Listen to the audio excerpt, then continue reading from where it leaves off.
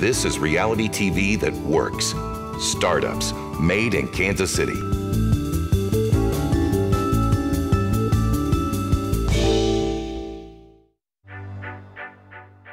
right, guys, welcome to the Weston Brewing Company. My name is Mike. We're kind of a small group today, so questions, comments, concerns, raise your hand, throw something at me. If I don't know the answer, I'll make it up. That's about half the tour anyway, so money well spent. Man, I'm kidding. You guys are rough. Jeez. We're going to start with this panorama here. This is the brewery about 1910, 1911. The town of Weston went through several fires, as did the brewery, so this is kind of a rebuild, kind of a hodgepodge of structures to keep the facility up and running. And we are at we're in the lowest cellar of the Weston Brewing Company.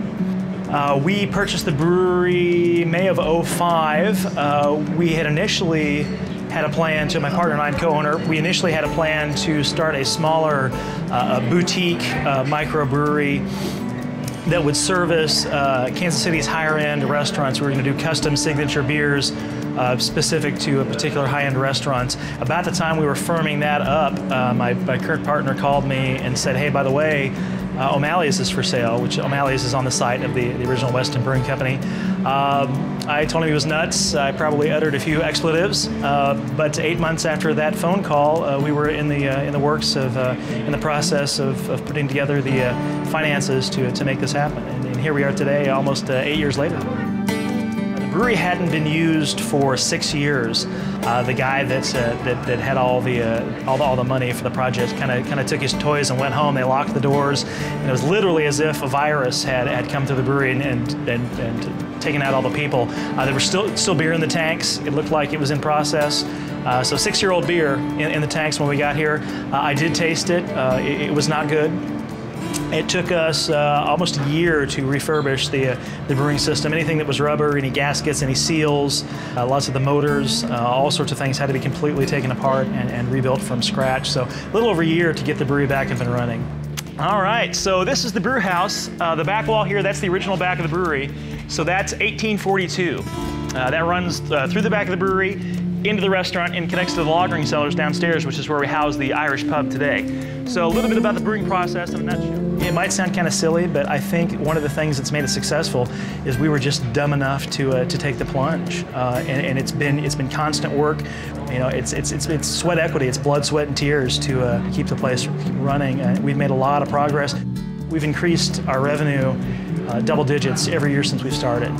You know, more than anything, it's just tenacity. It's just work. You know, you got to believe in what you're doing and push. And you're going to make mistakes. You know, we're smarter now than we were 8 years ago. And in some ways, I think that we don't know anything. You know, the more you know, the less you know. It's going to feel like it's going to feel like you're failing all the time, especially when you're becoming successful. It gets more expensive to do what you do. So tenacity, I think, is you just got to push. You just got to drive. To our left here, these are two brand new 45-barrel fermenters that we purchased, delivered yesterday. We set them up last night. These are pretty monumental in terms of investment, in terms of where we're trying to go. It's kind of business like this. I think it's a bit of a gamble. It's a bit of a risk in that if we waited until we really needed this expansion, it'd be too late. We'd be behind the curve.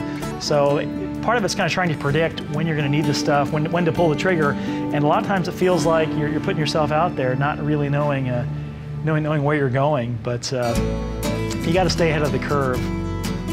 There was a real disconnect between the restaurant and the pub. You know, people knew O'Malley's Pub, they didn't know the America Bowman restaurant, or people that knew the restaurant didn't know the pub, so you had two different collections of clientele. We've tried to put the whole facility under the moniker of the Weston Brewing Company. We've also added the Inn at Weston Landing, which is the bed and breakfast next door to the brewery. We purchased that because below it is one of the 4 original lagering cellars, and when that came on the market, we felt like we had to make a push to grab that to put the whole facility back together again. We've also purchased the St. George Hotel on Main Street. It's about a 2-minute walk from the pub, and that's beneficial for some obvious reasons. So that was the upper pub. Down the stairs, that's the lower pub. This room we call the middle pub. I'll explain that, but it takes a very long time. Man, nothing on that. You guys are rough. Jeez. Believe it or not, under the stairs, that is the secret cellar, and that's where we're going next. We've got really great artwork for our beer. We worked with a company called Blacktop. David Terrell is the artist that's done the artwork for us, and he's done a great job of taking certain qualities of each brand and spreading it across the spectrum of brands, so there's a connection between all the products. And that's so important when there's so many beers on the shelves. Anything that can differentiate us, that can tie us together. You put 5 beers together, you're obviously going to have more visual presence than a beer here, a beer here, a beer here, and everything looks different. So branding, in terms of visuals, is huge. We have visual elements in each of our brands that kind of tie them together. Some of the ways we treat text, some of our colors, some of our antiquing techniques. So visually, you can see the stuff on a shelf, and you're going to know that, hey, that looks like it comes from Weston, and you're probably right. So hopefully people are making that connection. And you make Steve do all the labor, I see. Absolutely. Steve loves it. Steve knows what's going on. He's got her. See, Steve's going to shut this behind us and guard the stairs. So, all right, couple things to be mindful of down here. If it's marked orange, watch your head. If it's not marked orange, Watch your head. exactly.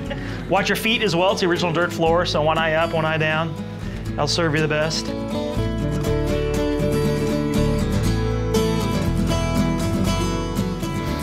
Is there any ghosts here? We've seen some strange things, yeah. We've seen some odd things. Craft beer in general has really grown year after year. Most craft breweries are almost collaborative. We realize that it's not necessarily us against each other. It's really a fight for shelf space against your large domestics. So we believe in hyper-local. It's a term we've coined to describe the market area we want to participate in. We're not trying to conquer the world. There's enough market share in about a 200-mile radius to keep us as busy as we could possibly be, to really push us to the max.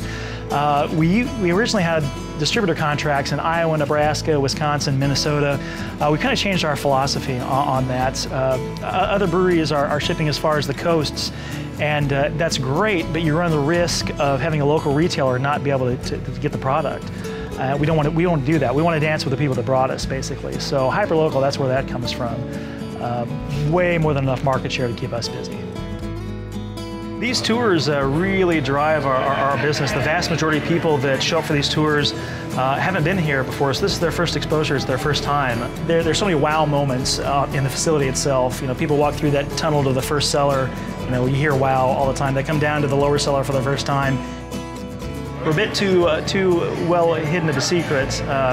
So hopefully when we have people that come that have never been here before, they'll come back, they'll bring friends. These tastings are free advertising, really. The more people we can get coming to tours, the more beer we can get in the mouths, the more they go out, supermarkets, liquor stores, other bars, the more they purchase our products. So these tastings really push our business forward. Better get the beer over there. All right.